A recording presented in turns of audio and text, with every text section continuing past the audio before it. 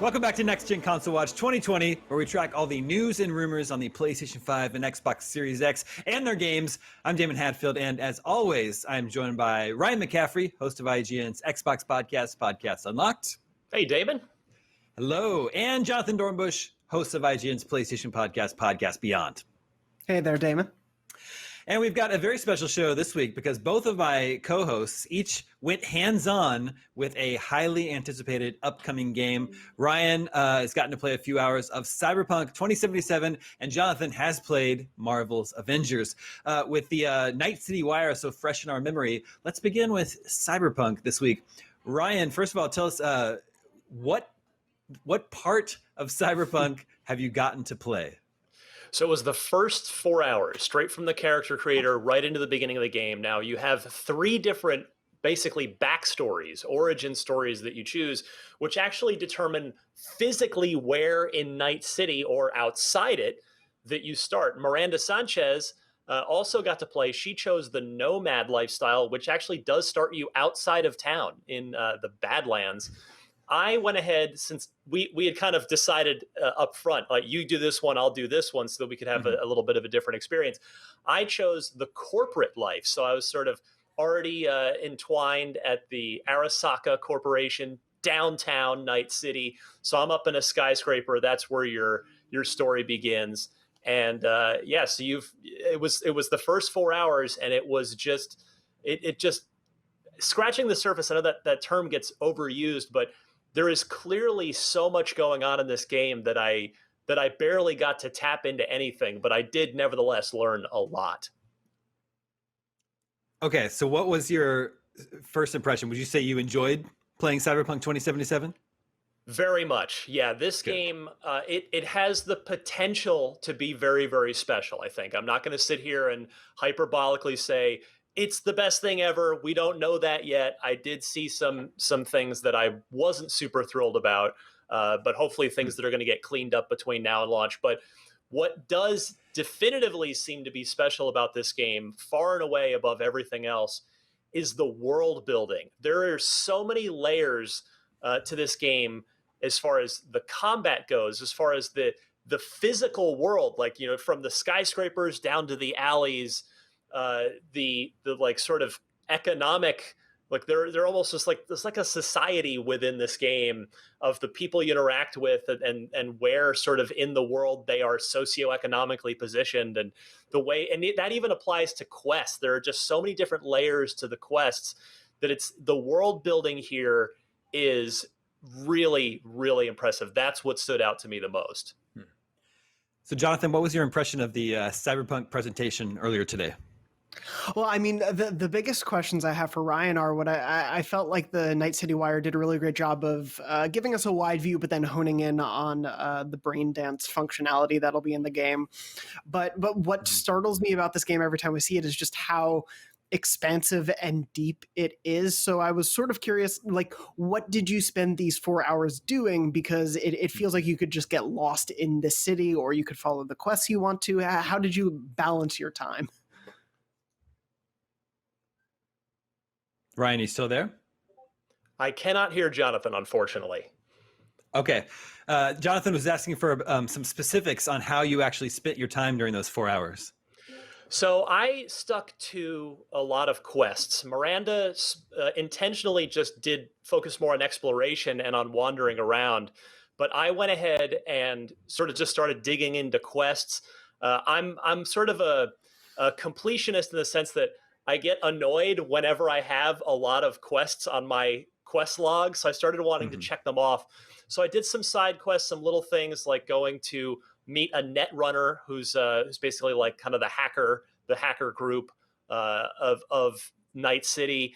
And then I started digging into the main quest, which ultimately presentation was to get this this brain chip called the Relic, which is some sort of key to immortality in the Cyberpunk universe. But to even do that, I was really just focused on the initial chunk of that quest, which is getting this spider bot, this literal like spider bot drone. It's like an assault attack drone, highly coveted. And I was hired to get it, by this fixer named Dex, who's you get in the back of his car and you ride along with him, and he's super cool, and he just tells you, hey man, look, this is what I want. Let's do business together.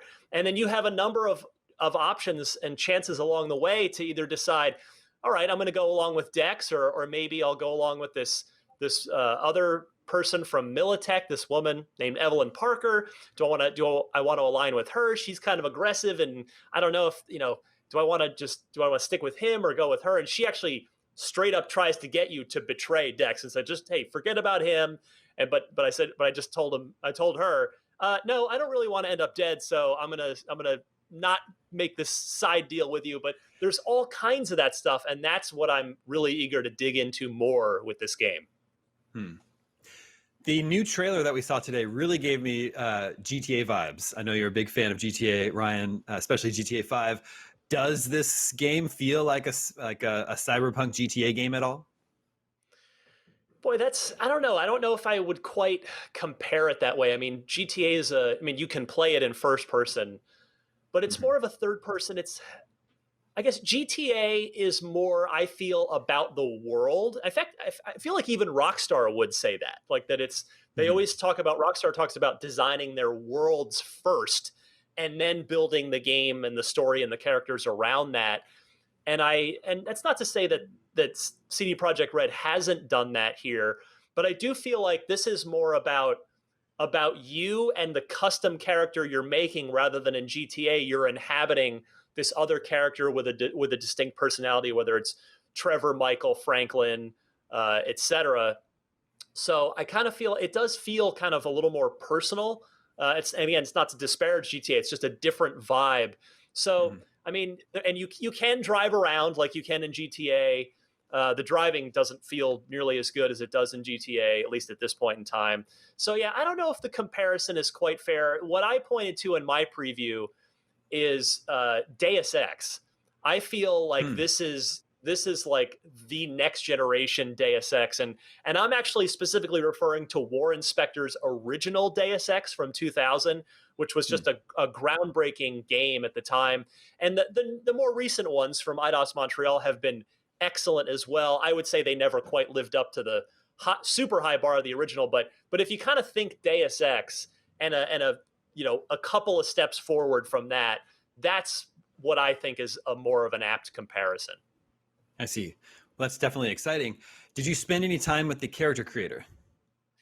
I did, and I could have spent a lot more. There's so many choices, from face, hairstyle, hair color. There's different. This covered before. There are multiple genital options. There's just all kinds of stuff. But I got to this point where I was kind of going through it, and but I knew that the parameters of this were, everybody that previewed it had 4 hours. So I thought, I got to get into the world. I'm not going to spend too much time here. So I did dabble in it, but by design, I did want to kind of get out of there and get into the game proper.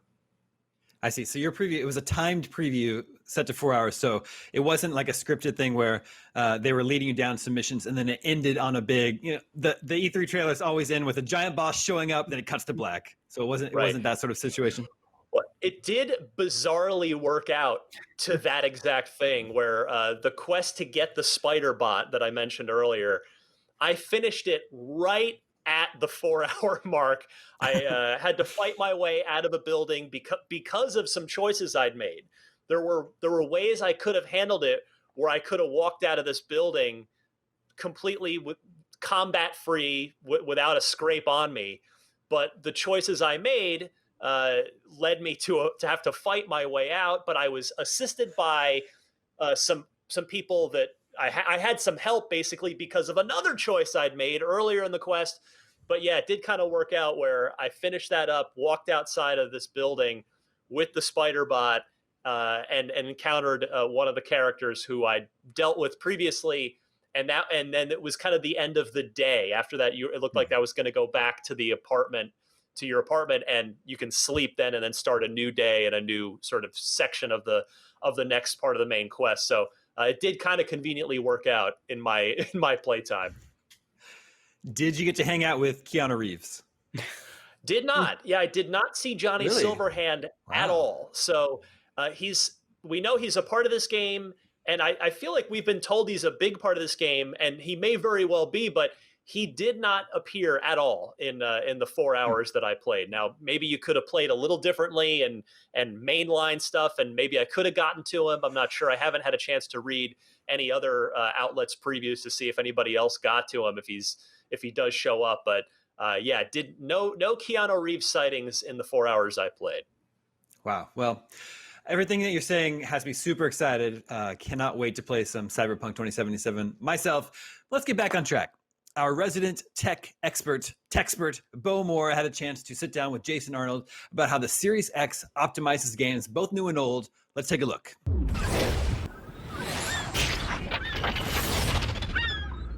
Hey everybody, welcome back to IGN Summer of Gaming. I'm Bo Moore, and I'm joined once again by Jason Ronald, one of the lead engineers for the Xbox Series X. Jason, thanks again for joining me.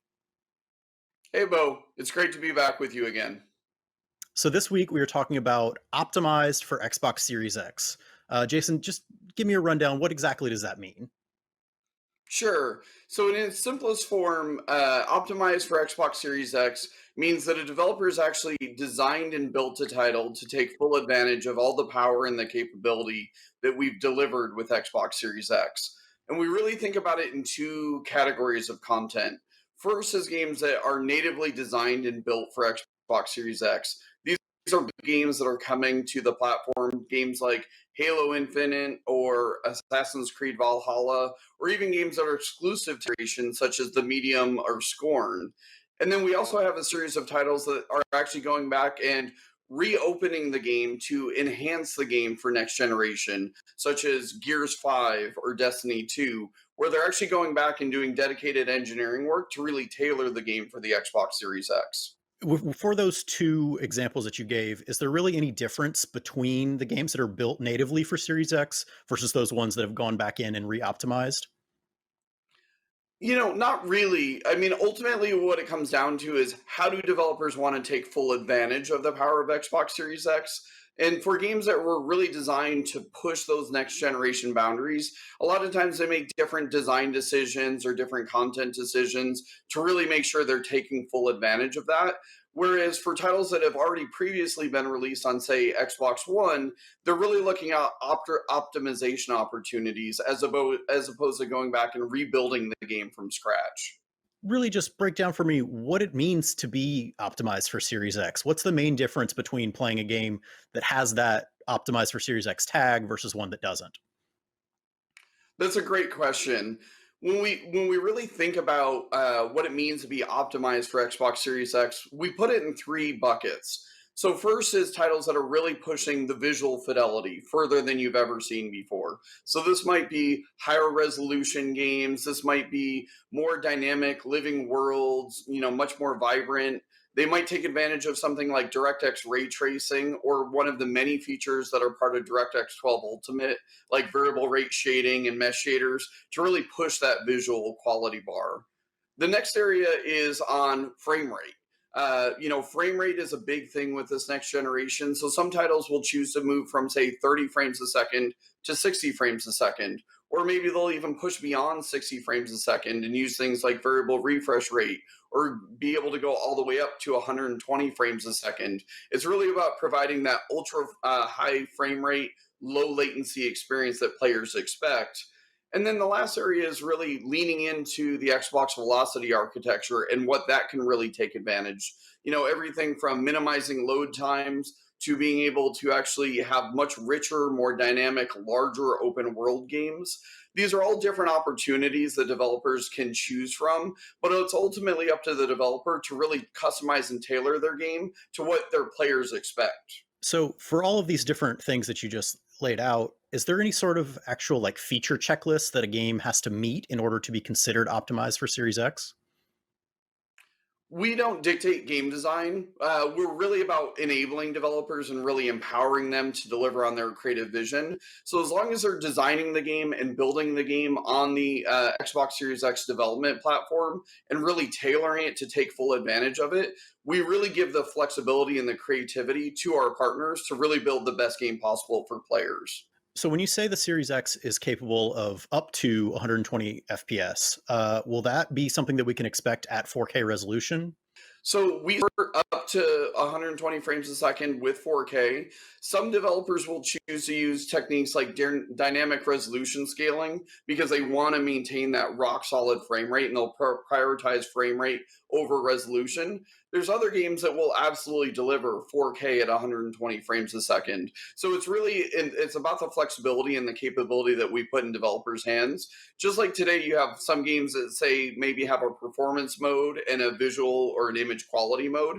Some titles will choose to do that as well. So it's really about that flexibility from a developer's perspective. So for the games, for the developers that are going back to update their games, what kind of development work really goes into taking a current gen title and giving it that extra bit of polish to make it an optimized for Series X game?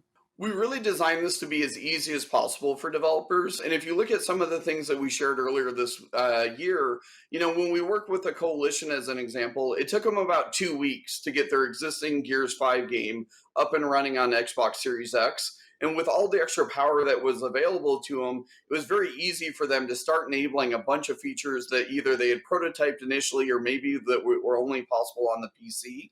And then it's really about how do I squeeze as much performance out of the platform as possible, or what are the opportunities that I really want to go dive in on. And so far, what we've seen so far from all our partners building games on Xbox Series X, we're really excited by the early results that they're already seeing. And it's really exciting to see how far they're going to be able to push the envelope from what you've seen in traditional games. So is optimized for Series X something that we can expect to see on every single first-party Xbox game going forward?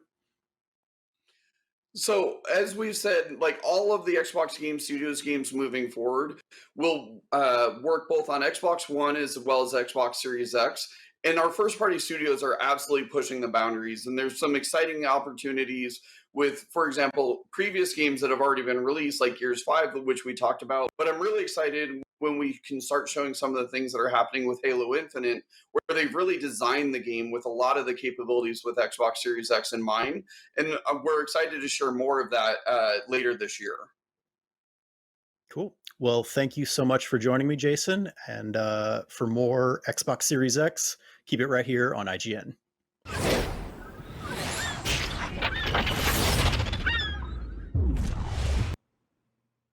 Thank you, Bo. Ryan, let me get your reaction first. What do you think about how Microsoft is handling optimizing games for Series X?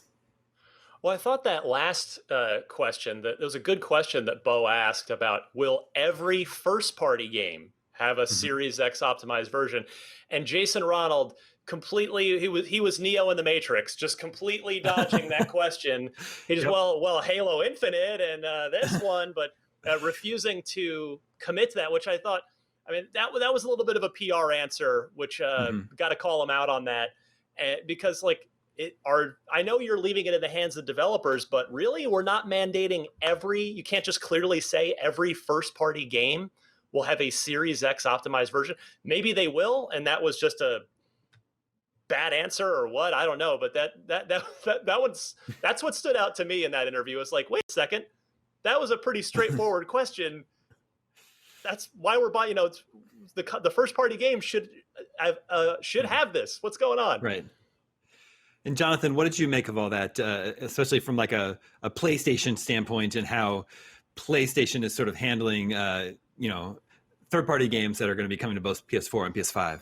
On the PlayStation side, it doesn't matter. We're just waiting for all the stuff that's going to hit on PS5. No, it's, I think the whole optimized for Series X plan and initiative speaks to the way Xbox is really approaching this next gen versus how PlayStation is. And I think there's a lot you could say about, is it a smart marketing move? Is it a smart development move? Is it a smart consumer move? But their whole thing seems to very much be, we want you to play wherever you feel you should be playing, whether it's an Xbox One, an Xbox Series X, or a PC, whereas PlayStation is really pushing for saying, we want you to jump into the next gen and feel like you're finding a reason to jump in here, and it's not just more of the same. So I think it's a smart thing to do for transitioning people into the next generation to feel like they're not missing out. That said, when developers can just focus on making for this new hardware and not have to also take into consideration this older generation of hardware, I think we're only going to get to see better games once we get to that point. And so I'm kind of waiting for when we get a couple more years into this gen and people are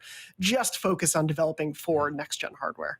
And we're back. This is Next Gen Console Watch. We spent the top of the show talking about Cyberpunk 2077 because Ryan McCaffrey got to go hands-on with that for a few hours. But Jonathan got to go hands-on with Marvel's Avengers recently. This coincides with the big presentation that Square Enix held yesterday. So Jonathan, how was it playing Marvel's Avengers? Yeah, so if you've seen the War Table presentation, I played through the Thor gameplay level that was shown during that. It was called Once an Avenger. That primarily takes place on the top of a helicarrier that is quickly going down in the middle of chaos. And then I also played the preceding level of that, where I played as Kamala Khan. So I played through both of these levels a couple times because one of the big things that Crystal Dynamics, the developers, want to get across is that there's a lot of customization that you can bring to these heroes, and it's not just the costumes and the gear that you can put on them, though the gear can have changes to the gameplay. There are really deep skill trees that let you change how these heroes play. So if you want a Thor who is a little bit more hangs back and picks off enemies from the air one by one, you can do that. If you want a Thor who's more up close and personal and fighting people both with Mjolnir and hand-to-hand combat, you can do that. In co-op, if you want a Thor that's a bit more supportive and plays as almost the healer, you can have that as well. So I was really getting a sense for the customization. And what was great was the different ways that I played all felt valid in the levels I was playing, and I didn't feel that one build of my character necessarily felt worse than the other to play as. So was it fun? Did you think Marvel's Avengers was fun? I did. I did have a fun time with it. I would say the first time I was playing, because what I was playing kind of comes a little bit further into the story, I was getting the hang of everything all at once. So, learning to fly well as Thor while also being able to deal with all of his different attacks was a little bit to get the hang of, and figuring out conversely how Kamala played differently, because all of the heroes essentially have a light attack, a heavy attack, and a dodge button, sort of the Arkham style of gameplay.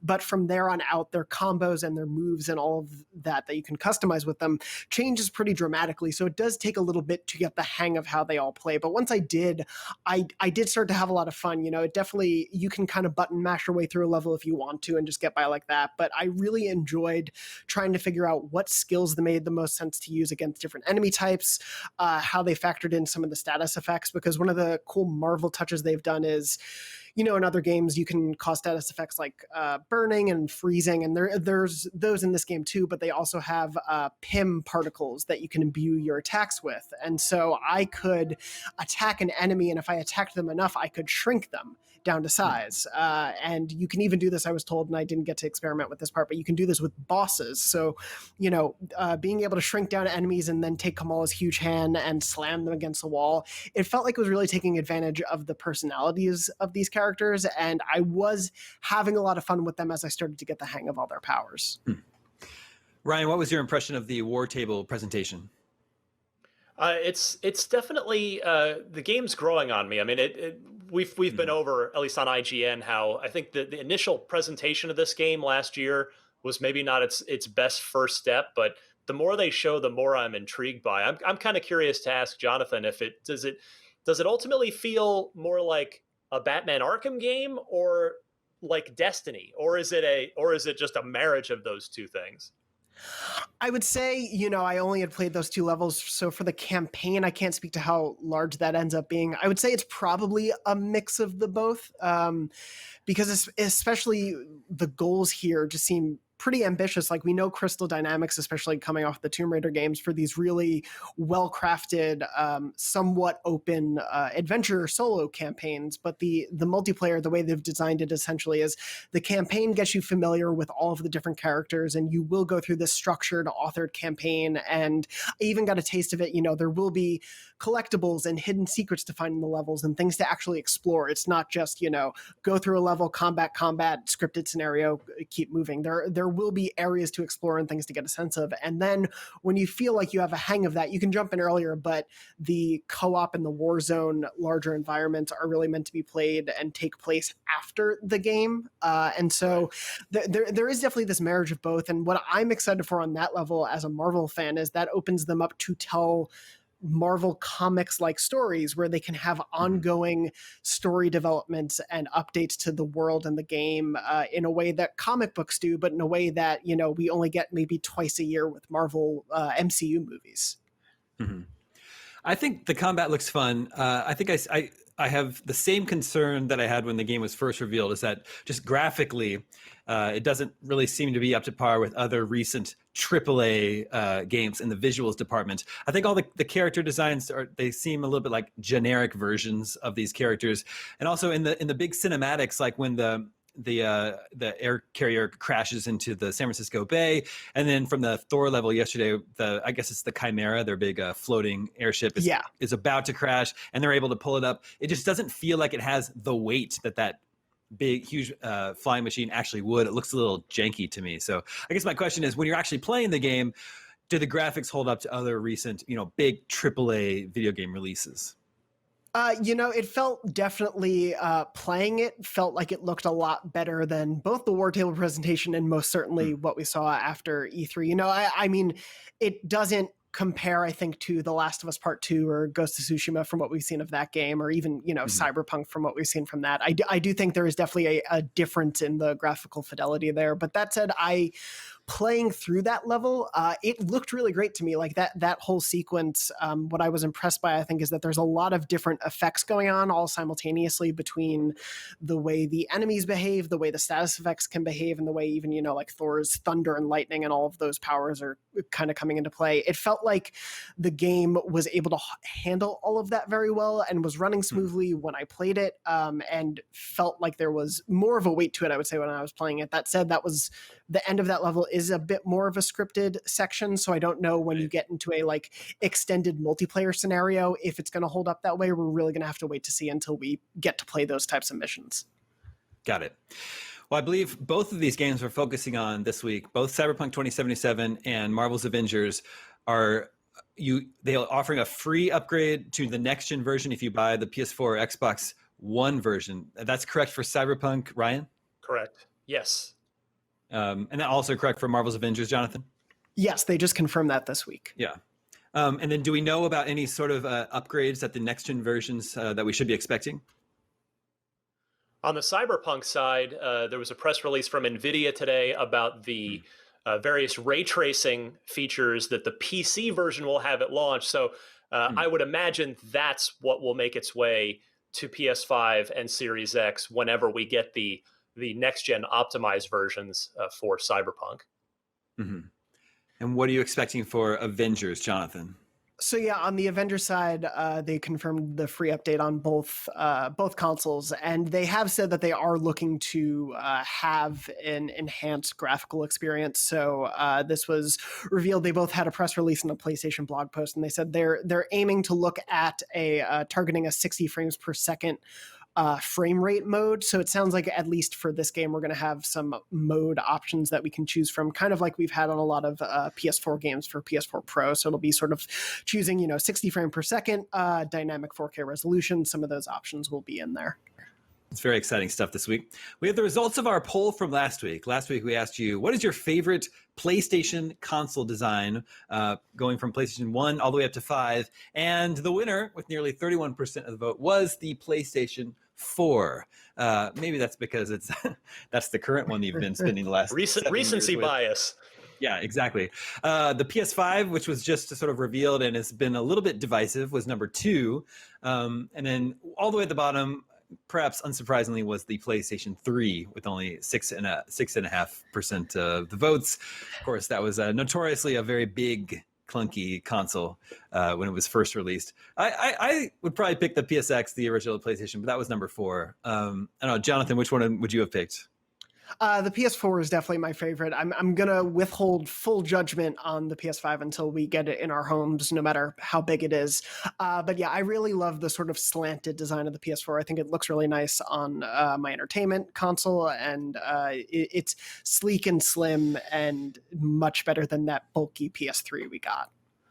Yeah, that's for sure. And Ryan, how about you? What's your favorite PlayStation design? PS2 for me, and Wow. granted, there's a lot of just positive video game memories associated with that. Grand Theft Auto 3 being first among them for me, but yeah, just at the time, the PS2, and I think it's kind of had a timeless design. It's fairly small. It's just fairly sleek. It looks pretty good, stood up or laid down, and yeah, I clicked PS2 in that poll myself. Ryan, what's your favorite Xbox design? Oh, that's you know what? I'm going to be guilty of recency bias too, because I actually would say the Series X. It's I just love that it's completely different than all the others. It's very minimalist. I like the sort of optical illusion of the top where it looks like it has a green light emanating from it, but it's not actually a light. So even though I haven't even seen it in person yet, but I'm gonna be hypocritical. I just said recency bias, but I'm gonna go with Series X. That is a nice looking one. I also like the Xbox 360 redesign when they shrunk it down to the sort of black. Yeah, that was rectangle. good. It's a very good one. All right, I think that's going to about do it for this edition of Next Gen Console Watch. Thank you very much, Ryan and Jonathan and Bo. Don't forget, all summer of gaming long, IGN is asking you to consider donating to the World Health Organization and the Bail Project by clicking the donation link in the description of your video player or by heading to donate.ign.com. By donating, you'll have a chance to win codes for games like Resident Evil 3 and swag from companies like id Software and PlayStation. If you give more than $50, you'll be entered for a chance to win a custom Summer of Gaming Xbox One X. It's very pretty looking. Thanks for watching. Stay tuned for an update for a Torchlight 3 featuring Ryan right after this. We're happy to present IGN's Summer of Gaming, featuring the latest and greatest in game reveals, news, trailers, next-gen coverage, and more. Our month-long event features our first-ever series of IGN Expos, where you'll get first looks at world premiere game trailers, exclusive game demos, and interviews you won't find anywhere else. IGN's Summer of Gaming, only on IGN and IGN One on Samsung TV Plus.